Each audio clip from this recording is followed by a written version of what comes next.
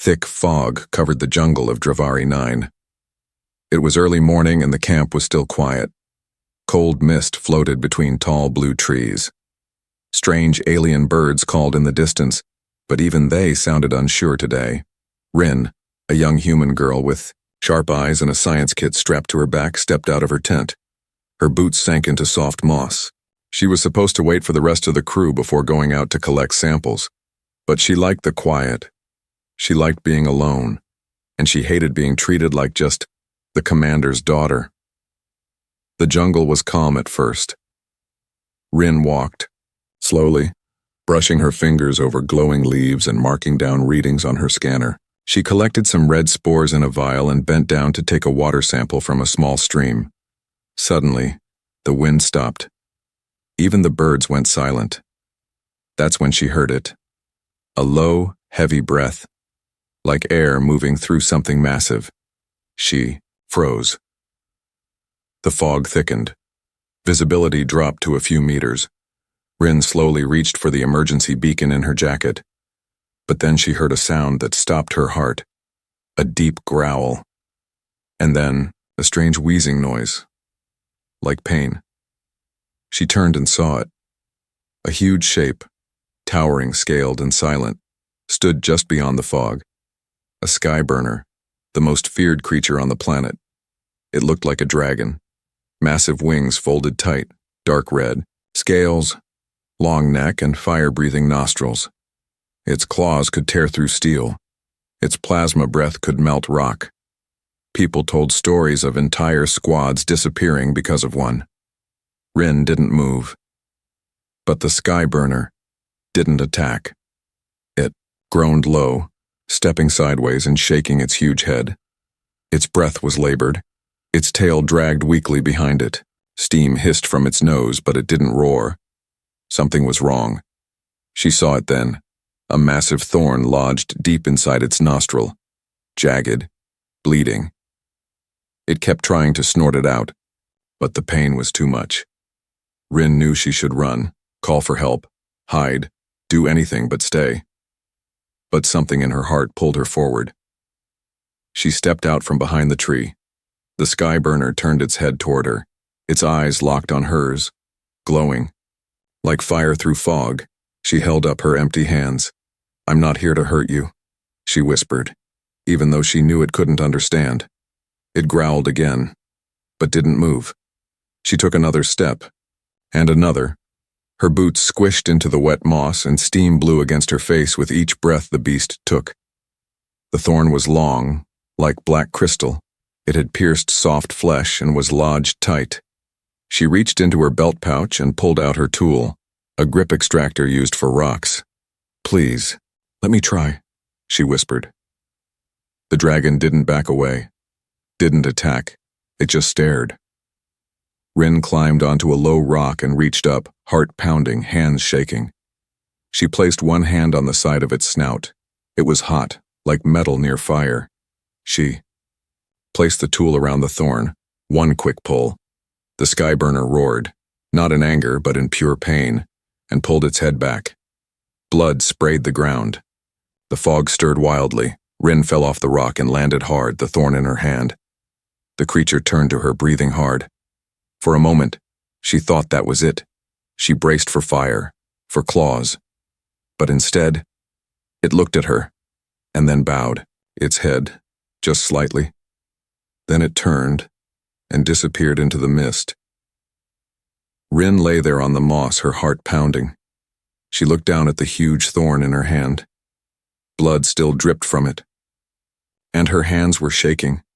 She had touched a living legend, and it had spared her. No, it had thanked her. She didn't tell anyone back at camp what she saw. Not yet. They wouldn't believe her anyway. But that night, as she lay in her tent, she heard something outside, heavy footsteps.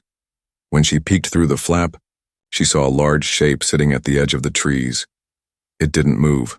It just watched. Then vanished. Rin sat back down on her bed, clutching the thorn, and whispered, "What are you doing?" She didn't know it yet, but that one moment of Kindness had just changed everything.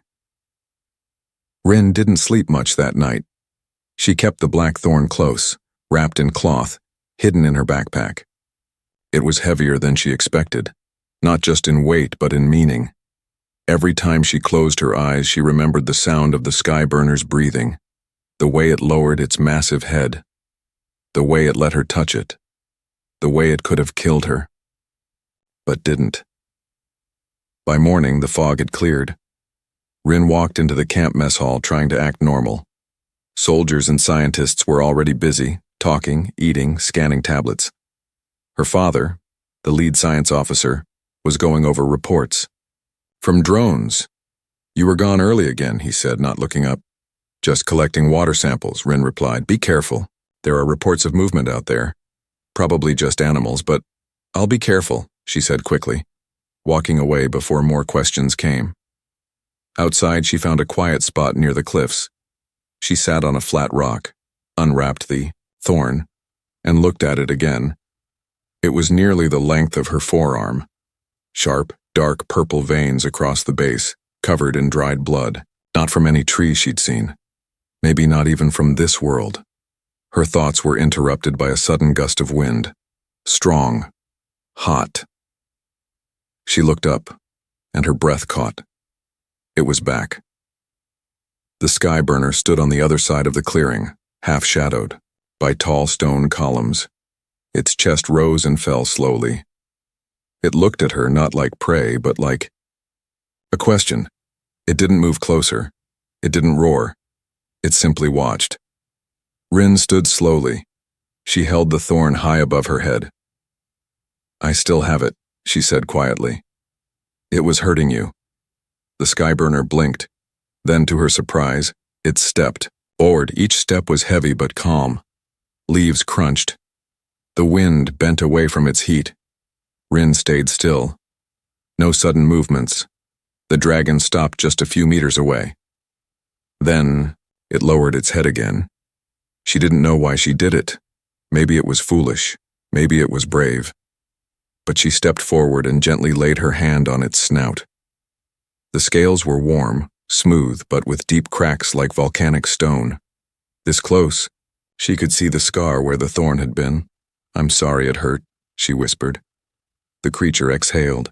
A cloud of steam rose into the air. Then it did something she never expected. It closed its eyes, not out of weakness, but trust. Behind her, a quiet beep echoed. She turned and saw a small drone hovering in the air, blinking red. A recording drone. It had captured the whole thing. She didn't know who had sent it, maybe the science team, maybe a patrol. But someone had just watched her touch a living myth, and everything was about to change. Back at camp, the footage spread quickly. "She's petting it. Is it injured? Is it trained?" Rin's father pulled her aside. His voice was sharp. "You should have told me." "I didn't know how," she said. "It came to me." "Did you feed it? Use tech? Chemicals?" "No," Rin shouted. "It was hurt. I just helped it." He rubbed his head. "Rin, do you realize what this means? If you've bonded with it, I didn't bond it like a pet." She snapped. "It's not mine. It's alive. It made a choice." But no one was listening anymore. The camp buzzed with new orders. Drones armed, tracking teams readied, and somewhere, in a high orbit, the military got the message. That night, Rin sat outside her tent, hugging her knees. In the distance, she saw a familiar shadow between the trees, the skyburner, watching again. She walked to the edge of the clearing. "You should go," she whispered.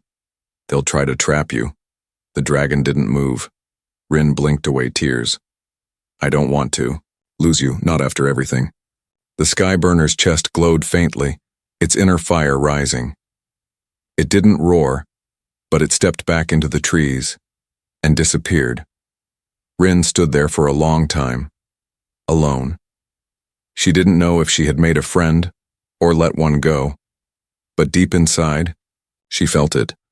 That moment in the fog wasn't just survival, it was a gift, and now the world wanted to take it back. The jungle air was thick and tense. It had been 2 days since Rin touched the skyburner again. and since the drone footage leaked to command.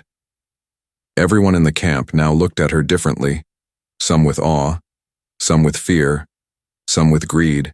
She heard whispers everywhere. That's the girl. The dragon didn't eat her? How do we control it? Control. That word echoed in her head like poison. She didn't control the dragon, she helped it. It chose to trust her. That was different. That was sacred. But no one around her seemed to understand. Her father tried to be calm, but she could feel the pressure in his voice. We've received orders from the high orbit station. They're sending a special team. Why? She asked. To secure the creature. Study it. Maybe contain it. Rin stood still. You mean trap it? He didn't answer. She turned away, before anger made her say something she'd regret. That night, Rin packed a small bag. She took water, a torch, her scanner, and the thorn. She didn't leave a note. She didn't tell anyone. She just walked quietly out of the gate, into the jungle, under the light of 2 moons. She was going back, to find him first, before they did. She moved carefully through the tall, glowing plants, her boots silent on the moss. Alien birds chirped, then stopped as she passed.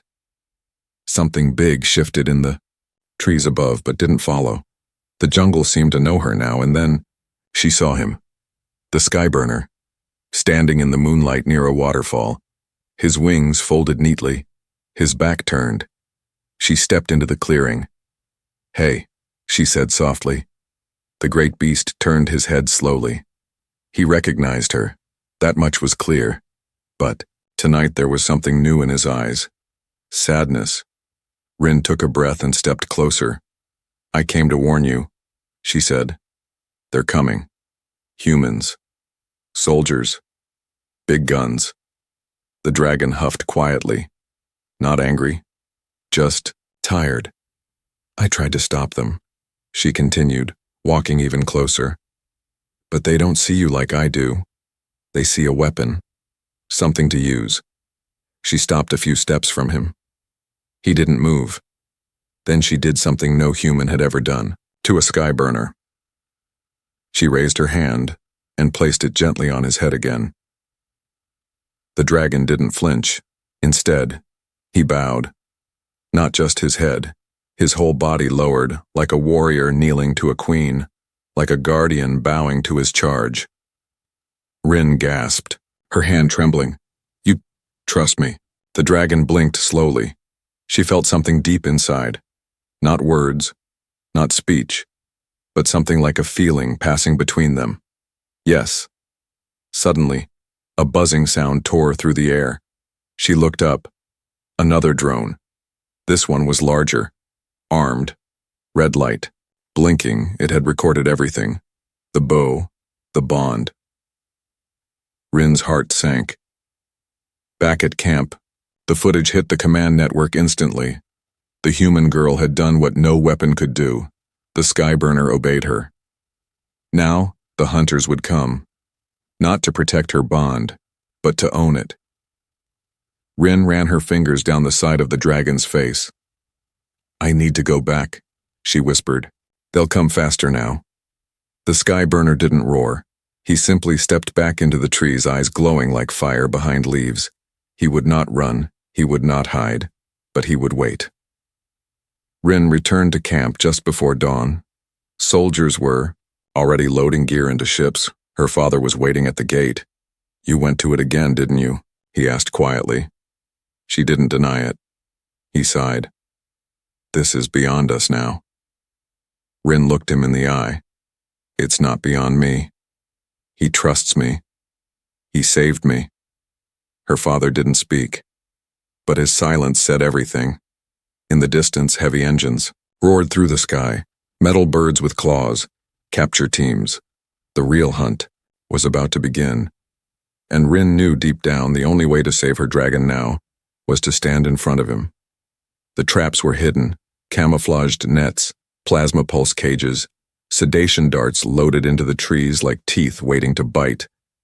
And above, it all floating silently in the sky, A military skiff, black and silver, watching everything with cold eyes. The hunt had begun.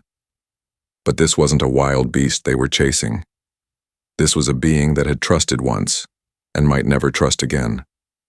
Rin stood at the edge of the control tent watching the soldiers move. Drones buzzed overhead. Tranquilizer launchers were being checked and rechecked. She clenched her fists. "Don't do this," she said to Commander Hale, a broad-shouldered man in full exo-armor. "It's too late for feelings," he replied. The creatures shone. "Intelligence and obedience, we can't ignore that. He's not a thing, he's not ours." Hale didn't flinch. "That's where you're wrong. Out here everything's a resource, and you gave us the key." "No," Rin said sharply. "I gave him kindness." Hale just turned away. "And he gave you loyalty. Useful. Now move aside." Rin didn't move, not until two guards gently pulled her back.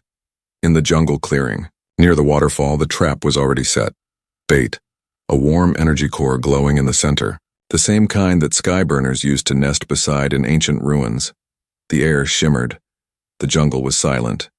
And then he came. Massive wings slicing the mist, his breath glowing red, his tail cracking the earth with each step. The skyburner landed. He saw the bait, he saw the trap, and still he walked forward. He wasn't foolish, he wasn't confused, he was betrayed, and he knew it. The net dropped from above, flashing blue as it wrapped around him. Plasma spikes triggered from the ground. Energy surged around his body, forming a tight electric cage. Darts launched from the trees, thunk, thunk, thunk. He roared in pain. Rin heard it from the camp. Not a battle roar, a wounded one. She broke free from the guards and ran, through the jungle, through the thorns, through the silence that had once protected them both. She reached the clearing and froze. Skyburner lay on the ground, struggling, his wings tangled in energy ropes. Blood glowed along his side from the darts. A soldier raised a neural tag gun. "Stop!" Rin screamed. They hesitated. Too late. The dragon's eyes snapped open and turned bright white. The cage cracked. The energy surged, but his body surged harder. He pushed up, his wings shattering the net like paper. His roar shook the trees. The soldiers stepped back, shouting. The neural tag never fired. Instead, the skyburner unleashed. But he didn't burn them. He didn't kill. He turned, fire spinning around his body, and shot upward into the sky, breaking the trees in his path. He disappeared into the clouds in seconds. Gone. Rin dropped to her knees. All around her, the soldiers recovered, shouting orders, trying to aim skyward. But she didn't care. He had come down with trust and left with pain. That night, the camp was silent. Rin sat outside her tent, holding the black thorn in her hand. It was still stained with his blood. She didn't speak. She didn't eat. Her father sat beside her quietly. "I didn't know they'd go that far," he said. She didn't answer. Later, she walked to the cliff edge where she had first seen him. The stars above were cold, but she whispered anyway. "I'm sorry." The next morning, she awoke to a sound, heavy, slow, a breath. She opened her eyes and gasped. He was back. The skyburner stood just beyond the clearing, wounded, burned, one wing dragging. But his eyes were calm, and he had come to her. She ran to him, placing her hand on his side. He sank to the ground, slow and tired. She bandaged his wounds in silence, tears dripping onto his scales. "I didn't tell them to do this," she whispered. "I wanted to protect you." The skyburner said nothing, but he stayed. That was enough. And when the soldiers saw them together the next day, when the beast let her sit beside him and closed his eyes again, they didn't speak. They didn't move. Because in that moment, it was clear. This creature had chosen, not because he was captured, not because he was trained, but because a girl with small hands and a kind heart had once pulled a thorn from his face and asked for nothing in return. The days grew quiet again. No new orders, no more traps, just stares. From every soldier, every scientist, every drone camera. All eyes watched Rin now, not with curiosity, but with confusion and unease. They had seen her sit beside the skyburner. They had seen the beast bleed. And return, they didn't understand it, because they weren't meant to. "Keep your distance," Commander Hale ordered. "Is she under its control?" whispered a technician. "Or is it under hers?" asked another. But no one dared to speak. To Rin, not even her father. She walked the camp alone, with silence behind her like a cloak, and in the trees, high above the tents, something watched. Then came the attack. It happened during evening inspection. A team had wandered too far past the southern ridge. They triggered a nest, something alien, something never seen before. The jungle exploded, a six-legged predator, bone-white and covered in acid-tipped spines, rushed the outer camp. Soldiers fired. Blasters did nothing. Screams tore through the trees. Rin was on the north side, stacking supply crates when she heard it. The roar of panic. The thundering footsteps. The snap of metal torn apart. She dropped everything and ran. When she reached the edge of the tents, she saw chaos. The creature towered over the main outpost wall, its claws dragging soldiers into the air. It threw a fuel canister. A small explosion burst fire across the ground. No one could stop it. The defense drones were fried, the weapons too slow. A girl screamed near the flames. Young, new to the camp, trapped. And Rin ran toward her. Even though she was scared, even though her feet burned from the fire around them, she reached the girl, pushed her to safety, turned, and saw the predator raise its claw toward her. Too fast, too close, too late. But then, a shadow fell, a scream of wind, and fire, blue, hot, ancient, ripped down from the sky. The trees burst with light. The predator screamed and dropped, its body engulfed in flames that burned without smoke. A second roar followed, and then the skyburner landed, wings wide, eyes glowing like twin suns. He stood over Rin like a wall of armor and heat, not attacking, guarding. Everyone saw it. The beast bowed his head to her and roared, once at the sky, not in anger, in warning. No one touches her. No one harms her. She is mine to protect. The soldiers stepped back. Even Commander Hale froze. The predator's ashes still burned in the grass. Rin stood, in silence, her hair blowing in the wind stirred by the dragon's wings. Her hand rose slowly and touched his snout. The crowd didn't speak. They didn't need to.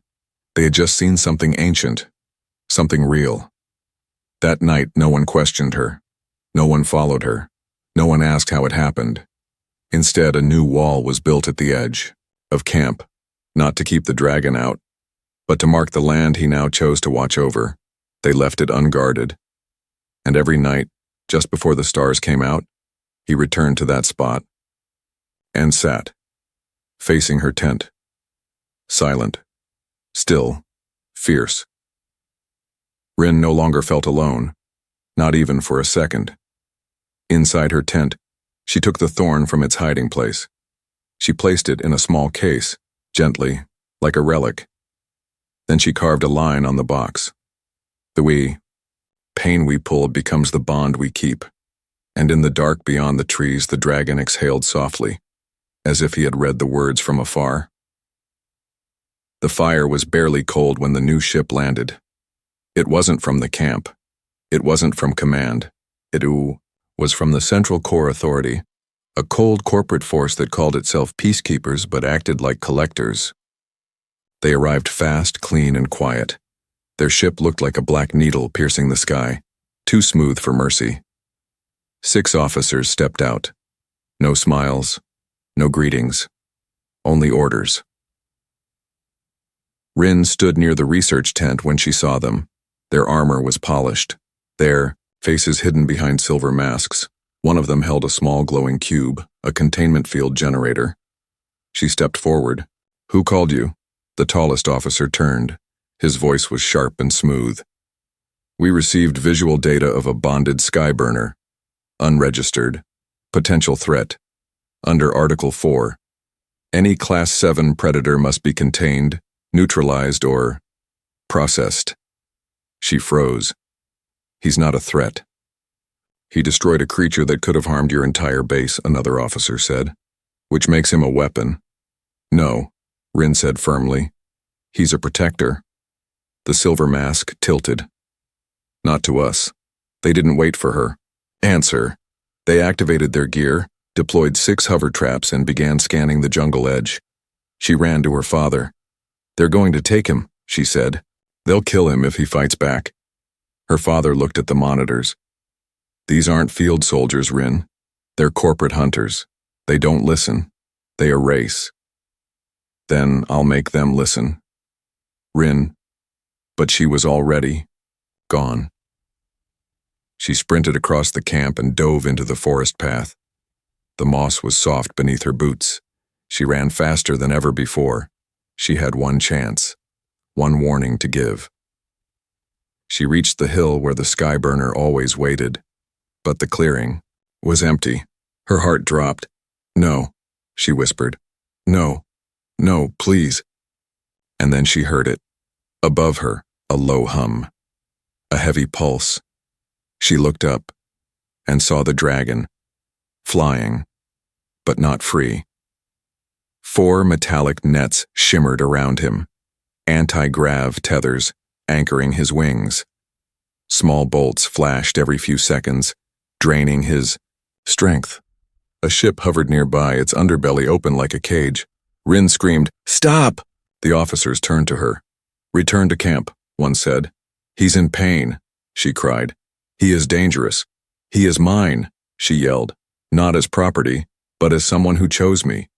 The skyburner struggled in the air, snarling. The bolt sparked again, and he fell, hard, crashing into the trees wrapped in wires. Rin ran to him. She didn't care about the warnings, the guns, the machines. She reached him and grabbed the wires with both hands. They burned her skin. But she pulled anyway and shouted, "You saved me. Let me save you." The dragon's eyes opened, not glowing with fire, but with trust. He shifted his massive wing forward, shielding her from the stun blasts now being fired toward them. She ducked beneath it. And then the dragon roared, louder than ever. The net snapped like old thread. Wings wide, flames burst, but not toward the hunters. Into the sky, a warning, a promise. "I am not yours." The officers staggered back. Their ship beeped. One shouted, "Retreat, recalibrate." Another added, "Containment failed." Rin stood beside the dragon, hand still on his scales. "You'll never touch him again." The silver mask tilted. "You think he'll protect you forever?"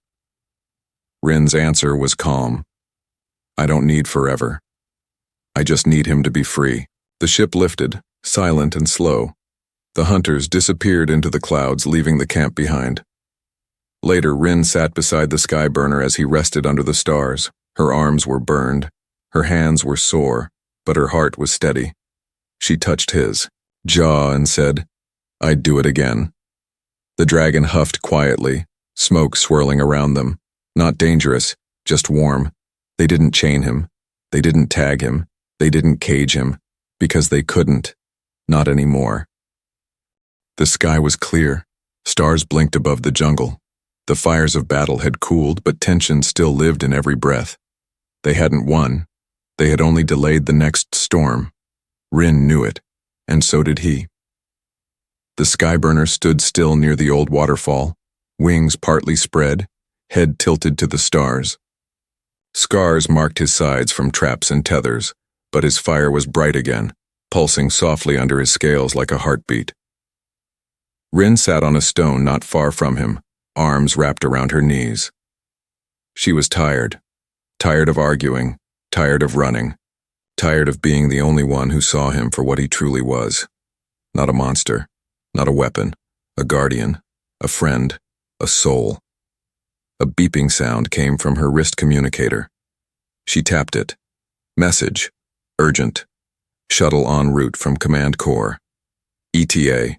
15 minutes. Primary objective. Secure the dragon for extraction. Secondary objective. Detain civilian asset, Ren Sola. Her heart dropped. They're not done, she whispered. The Skyburner turned to her slowly, as if he had heard the words in her mind. They'll never stop coming, she said aloud. Not until they take you. She stood looking into his molten eyes. Then we have to go. You and me. Minutes later, the sky roared. A new shuttle sliced through the clouds, twice as large, armored like a flying tank, marked with core insignias. They weren't coming to ask this time. They were coming to claim. Rin sprinted to the landing zone. She'd seen the inside of that ship before. Containment chambers with laser fields, restraint tubes filled with sedatives strong enough to paralyze a mammoth. She couldn't let him end up there. She wouldn't. She activated a stolen jetpack. Small, fast, unstable. Strapped it to her back, ran and launched herself into the sky. Below her, the dragon's wings opened wide.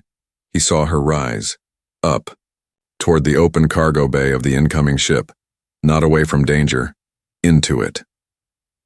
She crashed into the side of the loading ramp, rolled once and pulled herself up. 2 guards turned in shock. Rin blasted one with her stun device, kicked the second, and raced into the hold. She found the chamber where the Skyburner-sized restraints were already glowing. She smashed the panel with a wrench. Sparks flew. The system shut down, but it triggered an alarm. Lights blared red. Unauthorized presence on board. She grabbed the edge of the ramp and prepared to jump, but wind hit her hard, too hard. The jetpack sparked. It was damaged. She fell backward, into the open sky. The cold air hit her face like a slap. Her heart raced. The jungle spiraled below her, green, black, silver flashes of light. The camp, the falls, the trees, all spinning. The stars spun too. She was falling. And for a moment, she felt peace because she knew what she had done. She had set him free even if she never saw him again. She closed her eyes and whispered, "It was worth it." Then, a thunderclap, not from the sky, from wings. Fire lit the air around her. Heat wrapped her like a blanket, and she was no longer falling. She was flying, cradled in powerful claws, held against a chest that burned like the sun. He had caught her. He had chosen to catch her. The Skyburner roared as he carried her down through the clouds. His fire trailed behind like a comet. He landed hard at the center of the camp, surrounded by soldiers, scientists, officers. Everyone froze. Not because they feared him, but because he had returned from the sky, carrying a girl, and she was smiling. Rin slid off his side and stood tall, her clothes torn, her hands bloody. She faced them all. "No more cages," she said. "No more chains.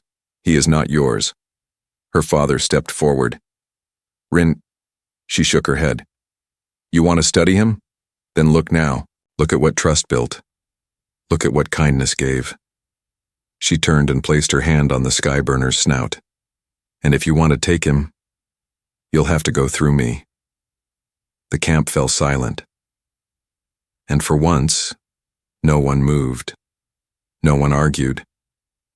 They simply understood. 1 year later, a sanctuary stood in the valley where the jungle met the mountains. Not a lab, not a prison, a home. It held creatures from every world, wounded, feared, misunderstood, and walking among them was a young woman with a fireproof jacket, a calm voice, and a scar on her wrist that told a story no one could ever erase. Rin Sola, the girl who fell from the sky and was caught by a dragon. Thorn, Skyburner, still watched over her. He no longer needed to hide in the trees. He didn't bow anymore either, because now they stood as equals, not master and pet, not girl and beast, but two souls who had once shared pain and now shared peace. On the highest hill near the sanctuary, a stone was placed. Carved into it were these words. She removed a thorn and gave him freedom. He gave her wings and gave her home. And when the stars returned each night, some said they could still see them, a trail of fire moving across the sky.